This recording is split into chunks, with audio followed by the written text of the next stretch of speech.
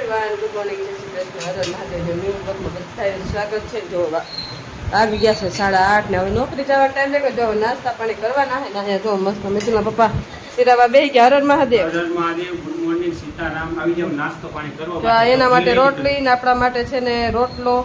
એને તો ઘી ખવાય ઈ ખાય ન ખાય ને આપણે તો હાવ બંધ જ કરી દીધું છે ઘી ખાવાનું. બેસેલા કોરા જ રોટલા ખાવાના.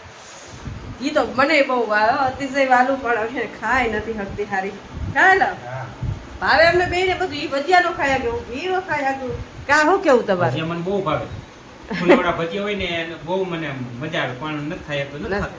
એટલે જ બનાવતી નથી ખા કારણ કે ખાવાનું જ નહીં ભાવે. ખાવાનું એટલે થોડી તબિયત બગડે. સારો નાસ્તો કરી લઈ અને થોડું ઘણું કામકાજ છે ઈ કરી લઈ અને પછી જાય નોકરી ઉપર એ ટિફિન ને બધું ભરવાનું બાકી જાય તો હજી ટાઈમ છે આપણી પાસે. ચાલો નાસ્તો કરી લો. ચાલો આપણે આવી ગયા છે આંગણવાડીથી ઘરે ને આમ તમે જો વરસાદ તો એટલો બધો ચાલુ થઈ ગયો છે. હવે બપોરે કેટલા 10-11 વાગે ચાલુ થયો હોય તો એનો જો આમને ચાલુ છે ધીમે ધીમે ધીમે. બહુ વરસાદ ચાલુ છે જો પણ બહુ આવતો નથી પણ ચાલુ સતત છે અને એકદમ અંધારું થઈ ગયું છે. આમ તમે જોવો તો કાંઈ દેખાતું નથી પણ એમાં એનો વરસાદ નથી આવતો. જો ચારેકોર અંધારું અંધારું છે. જુઓ આકાશમાં કાંઈ દેખાતું નથી ને એટલું અંધારું છે પણ વરસાદ જો આવો આવે ટપક ટપક ટપકે. જો આ રીતના વરસાદ આવે છે. હજી ફૂલ નથી આવતો. અને જો અમદાવાદમાં બહુ વરસાદ છે કાંઈ સુરત વાપી વલસાડમાં તો આમ નદીઓ વહી ગયું છે એટલો વરસાદ છે. અને અમદાવાદમાં પારસભાઈ ફોન આવ્યો તો અમદાવાદમાં એટલો વરસાદ છે કાંઈ શું કેવું તમારું ભાઈ ફોન આવ્યો તો નહોતો વરસાદ હતો અને એને ખબર જો કે ઈ તો 6ઠા માળ બેઠા હોય. હા એટલે તોય ફોન કરીને કહી દીધું કીધું બાયણે છાતા ને કેમ કે આમાં ફોનમાં બધે ન્યૂઝમાં બધે આવે કે એટલો વરસાદ છે અને અત્યારે વરસાદ ચાલુ જ છે. તો નો ઘરમાં રહી શકી નો બાયણે જાય કે એવું બધું છે કાંઈ ના ઘરમાં રહી તો બફારો થાય બાયણે જાય તો વરસાદ આવે એટલું બધું નથી થઈ રહ્યું હજી. આજ તો નીચે ખાટલો ઉતાર લેવો પડશે. હા એવું કરવું પડશે હો. હવે તો ઉપર હોવા જવાય ને કેમ કે વરસાદ છે ને એવું લાગે કે આમ એક રસ થઈ ગયો હોય ને એવું છે. કા ખાટલો લઈ આવશું નીચે. એક તો નીચે જ છે અને અંદર તો ઘામ થાય એટલે અંદર તો હોય ને બાયણે ખાટલા નાખીને ખૂબ મજા આવે કેમ કે ઠંડો પવન આવ્યા રાખે બરાબર ને. એમાં જો વરસાદ આવે ને તો લાઇટ વહી જાય એટલે બહુ કામ થાય. સારું હાલો હવે થોડા ઘણા કામકાજ કરે થોડા ફ્રી થઈ જાય પછી કન્ટિન્યુ. ચાલો આપણે લાગી ગઈ છે ભૂખ અને જો વરસાદ ચાલુ છે આમનાર વરસાદ. જો વરસાદ આમના ચાલુ હોય ને આપણે કંઈક છે ને ગરમ ગરમ ખાવાનું મન થયું છે એટલે આપણે છે ને નવી જ રીતે હાંડવો બનાવવાનો છે. રેસીપી તમને થોડી ઘણી શેર કરીશ અને મિત્રના પપ્પા કે મારે હાંડવો નથી ખાવો પણ એને થોડોક અમથો ચખાડીશ બરાબર ને. હા અને એના માટે જો આપણે એવું નથી કે એને ખાવા નથી દેવું. જો એના માટે છે ને આપણે રસપટીને ચા બરાબર ને કેમ કે તેલ આવે પણ તેલ ન આવે તરેલું નથી ખાલી તેલમાં વઘાર જ કરવાનો હોય પણ એ કે મારે થોડું ટેસ્ટ કરશે એ કે જો ભાવશે તો ખાહે નકર કાંઈ સાદું કહેતા નથી પણ આપણે તો બનાવવું છે ને ખાવું જ છે એટલે કહેવાય હાંડવો. એટલે હાંડવાની પહેલી વાર હું બનાવું એટલે જો રેસીપી તમારી સાથે શેર કરીશ. તો અહીંયા જો આપણે બેસન એટલે કે ચણાનો લોટ એમાં જોઈશે રવો અને જોઈશે દહીં. એટલે આ છે ને આપણે એક વાટકી બે પલાળી દેવું આમાં અને એમાં નાખી દેવું દહીં અને 15 મિનિટ પલાળવા દેવું ત્યાં સુધીમાં ડુંગળી અને ટમેટાની બધું કટકા નાખી. બીજો ડુંગળી નાખી હગાય ટમેટા નાખી હગાય ગાજર નાખી હગાય પછી દૂધી નાખી હગાય કોવીસ નાખી હગાય તમે પાસે જેટલું શાકભાજી અવેલેબલ હોય એવું નાખી હગાય. પણ મને એવું કાંઈ ભાવે નહીં. મને તો એક ટમેટા ડુંગળી નાખેલું જ વધારે ભાવે. તો ચાલો થોડી ઘણી તમારી સાથે પ્રોસેસ શેર કરું. તો પેલા લતા આપણે થોડી ઘણી તૈયારી કરી નાખીએ. જુઓ આપણે છે ને પેલા તો રવાનો લોટ લઈ લેવું. જેટલો રવો લઈ એટલો જ સામે મારે એક જેટલો જ બનાવવો છે જાજો બનાવવો નથી. ચા ફૂલાઈ પહેલી વાર બનાવીએ આપણે. ચાલો જો આટલો આપણે રવો લઈ લીધો છે તો રવો છે ને આપણે નાખી દેવું. પછી એટલો ચણાનો લોટ લઈ લેવું. ચણાનો લોટના એડ કરશું આપણે. ચણાનો લોટમાં થોડું ઘણું મિક્સ કરતા જાવું અને એટલે ઝીણી ઝીણી. ચાલો આપણે ચણાનો લોટ નાખી દેવું. ચાલો હવે છે ને આમાં આપણે દહીં નાખી દેવું. ચાલો આપણે ચણાનો લોટ અને રવો છે ને આ રીતના આપણે મિક્સ કરી દીધો છે. બધી છે ને ઝીણી ઝીણી ગોળી હોય ને બધી ભાંગી નાખી છે. કેમ ચણા લોટમાં છે ને ઝીણી ઝીણી ગોળી હોય એટલે આ રીતના આપણે ભાંગી નાખી છે. હવે દહીં એડ કરીને અને થોડુંક પાણી એડ કરીને અને બેટરને રેડી કરશું. ચાલો આપણે દહીં અને છે ને થોડુંક પાણી એડ કરીને અને બધું આપણે મિક્સ કરી નાખશું અને બેટર રેડી કરી નાખશું. અને બેટર રેડી કરીને અને આપણે 15 મિનિટ રાખી દેવું. ચાલો તો જો આ રીતના કાંઈક આપણું બેટર રેડી થઈ ગયું છે. હવે આને 15 મિનિટ રેસ્ટ આપશું એટલે 15 મિનિટ રાખી મૂકશું પછી એની પ્રોસેસ ચાલુ કરશું. તો અહીંયા આપણું બેટર મસ્ત રેડી થઈ ગયું છે. હવે છે ને બેટરમાં આપણે બધા મસાલા એડ કરશું. ચાલો તો જો એમાં છે ને પેલા આપણે ડુંગળી કટ કરી લીધી, ટમેટા કટ લીધી, તો બધી વસ્તુ છે ને આમાં બેટરમાં એડ કરી દેવું. આમાં ગાજર નાખી શકાય, પછી કોબી, દૂધી જે તમારે નાખવું હોય બધું નાખી શકાય. ચાલો બધા મસાલા એડ કરી દેવું. અહીંયા જો આપણે કોથમીર કટ કરી લીધી છે તો કોથમીર પણ નાખી દેવું, અંદર એડ કરી દેવું. ચાલો બધું મસાલા એડ થઈ ગયા છે. અને એમાં હવે તો હવે અમે બધા મસાલા એડ કરશું. ચાલો હવે મસાલા નાખી દઈ પેલા અંદર.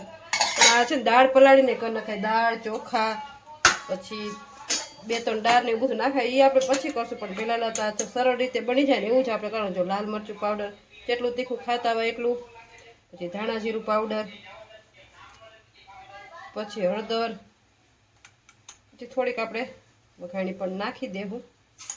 અને પછી આપણે નાખશું લસમી સાપ ગરમ મસાલો થોડોક એવો એડ કરશું, જાજો નહીં એડ કરી, કેમ કે આપણે બહુ મસાલાવાળું તીખું ખાતા નથી.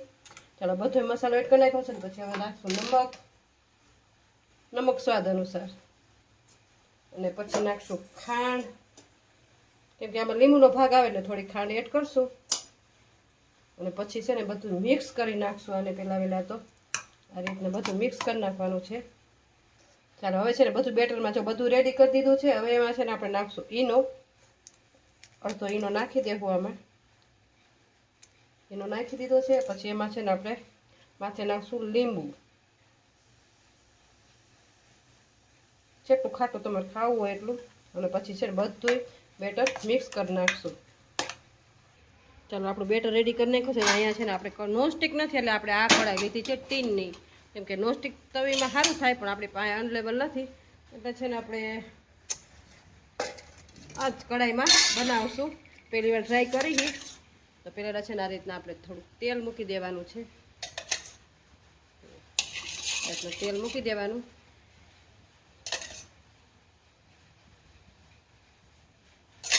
પછી અંદર છે ને આપણે રાઈ એડ કરી દેવાની, પછી એમાં જીરું એડ કરી દેવાનું છે. પછી જો રાઈને જીરું નાખી દીધું છે, સેજ એવું ગરમ થાય ને પછી આપણે છે ને જો ધોરા તલ લીધા છે, ધોરા તલ એડ કરવાના છે. પછી જો અહીંયા મીઠો લીમડો લીધો છે એ પણ એડ કરવાનો છે. તો પહેલાં થોડુંક આવી જાય ને તેલ, રાઈ ફૂટવા માંડી છે તો આપણે છે ને ધોરા તલ અંદર એડ કરી દેવું. જો આ ધોરા તલ છે એ આપણે નાખી દેવું.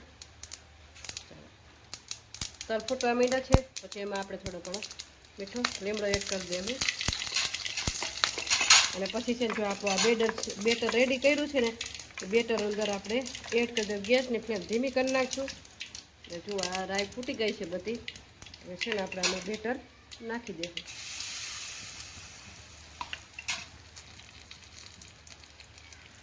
આ રીતના આપણે પાથરી દેવાનું છે. તો આ રીતના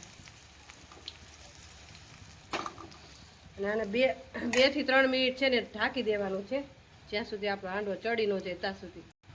ચાલો જો હવે છે ને આને આપણે ઢાંકી દેવું 2 થી 3 મિનિટ.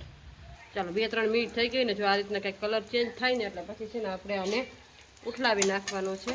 જો આ રીતના આપણે ઉઠલાવશું ને તો નીચે હજી તો ઉઠલશે નહીં લગભગ, ઘડીક વાર રહેવા દઈએ. હજી થોડોક કાચો હોય એવું લાગે છે, ઘડીક ખાઈ ઉઠલાવીએ આપણે. ચાલો એને છે ને આપણે ઉઠલાવશું. જો 2 મિનિટ થઈ ગયા ને આપણે આ ઉપર પર તેલ રેડી દેવું. અને હવે છે ને આને ફેરવી નાખશું.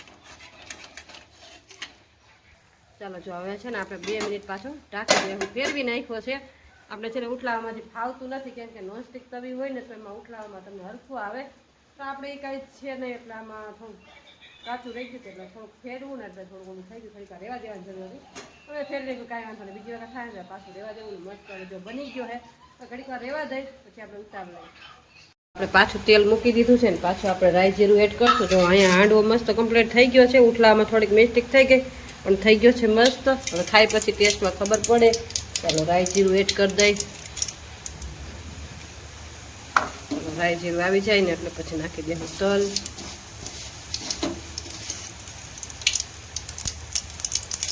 તલ નાખી દઈ. નાખી દેવું મીઠો લીમડો. આ જ રીતના પ્રોસેસ કરવાની, જેટલા આપણે બનાવીને એમાં આ જ રીતના પ્રોસેસ થઈ છે. ગેસની ફ્લેમ ધીમી કરીને અને પછી છે ને એમાં આપણે બેટર નાખી દેવાનું છે આ રીતના. અને આવી રીતે છે ને ફેલાઈ દેવાનું, પોળું કરી દેવાનું. આ રીતના બેટર નાખીને આપણે થોડુંક પતલું બનાવશું એટલે મસ્ત બને આપણું, જટ ચડી જાય. બેટર છે હવે આને છે ને આપણે ગેસની ફ્લેમ ફૂલ કરી નાખશું અને છે ને આપણે 2 મિનિટ થવા દેશું. જો હાંડવો પણ કમ્પ્લીટ થઈ ગયો છે ને અહીંયા જુઓ આપણે પાછો બીજો મૂકી દીધો છે 2 મિનિટ સુધી થવા.